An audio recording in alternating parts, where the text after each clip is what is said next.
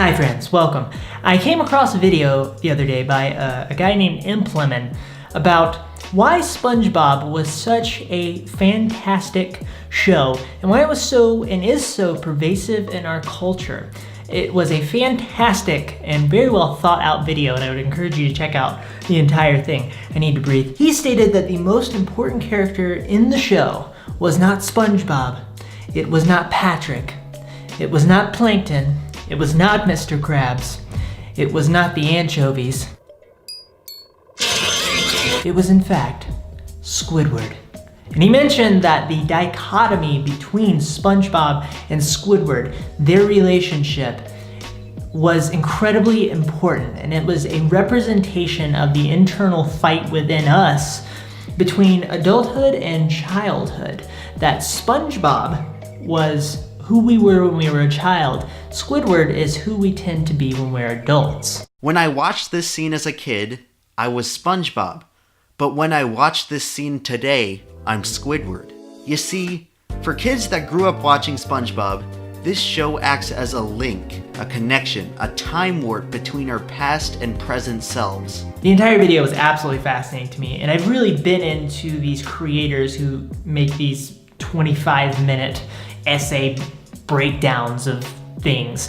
And I think that this video illustrates that even if you're creating something like a kid's show, that substance is incredibly important. You would think that you only need to present some vibrant colors, have jokes that involve someone being slapped with a fish, and you're gonna make the kids laugh and everything's gonna be okay. People make those shows, but there's difference in those shows and what SpongeBob was and continues to be. When you look at a show like Mr. Rogers, which sadly I don't really remember, I think I watched when I was really young, but I don't really remember it. But our entire culture was sort of affected by him and the sort of goodwill that he gave to the world. But now if we shift from children's programming to the content creation culture of today, CCC, we have a lot of creators on YouTube and Instagram that will tend to start from a position of creating something that they would enjoy creating versus thinking about how it will impact others.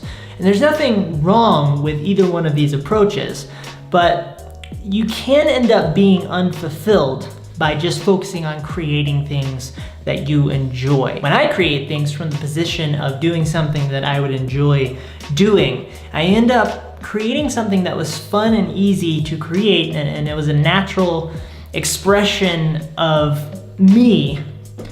But for one, I don't challenge myself as I'm creating that thing because I'm focused on the least friction possible. It's about enjoyment.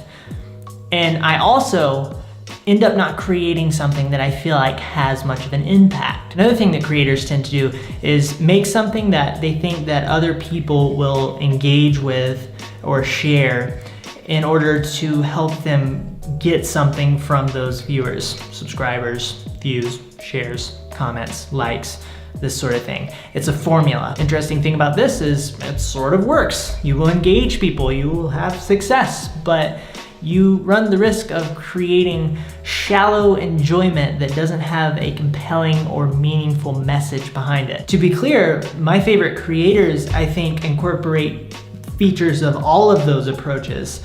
I think that there's a mixture that can really be a good thing for a creator. I believe that substance matters deeply. Style is more important than substance initially. I actually heard Tony Robbins say that today in a video, and I think that's such a great way to sum up what I'm trying to say. He was talking about something completely different, but I think it applies here. I think an analogy is apt here. If it's Christmas time, there's a Christmas tree before you. There are presents underneath the tree. You must decide, which present do I want to choose first? You see a box beautifully wrapped with such craftsmanship. The bow is made of mahogany. The wrapping paper is leather. It has Santa Claus on it, but like a really kind, like the kindest looking Santa Claus you've ever seen. He's giving you a thumbs up. He's saying, you can do whatever you want to do in life. You have that, and then, you know, you go through different levels of quality all the way to the right side, and the right side's just just a pile of human fecal matter, also with a bow, but like a dollar store bow. Now the interesting thing is inside that fecal matter could be a new family that you've always wanted. And inside the box that is beautiful could be poop. The style of the one on the left would make you want to choose the one on the left first. But the substance inside is what matters the most.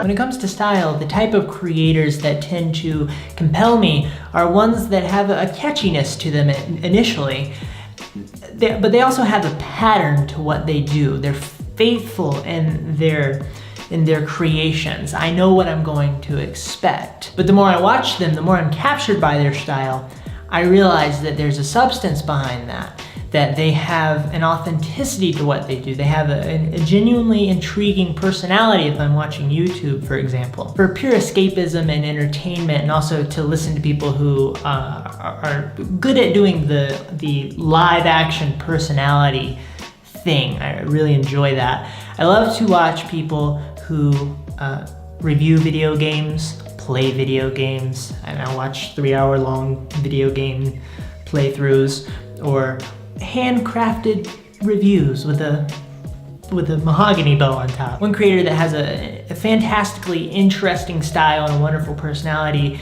is the guy behind LGR, Lazy Gamer Reviews. Lazy Gamer Reviews. His videos are fantastic, and I will go back and watch old ones because they're just so well done. I can binge on him. I also enjoy Nerd Cubed. He's an English gamer and he'll do game reviews and playthroughs and this sort of thing, and he's just freaking hilarious. Yes, this should do it. It's gonna have a few rockets strapped to her rudders. Go on, Bessie, and then I can sort of boost her.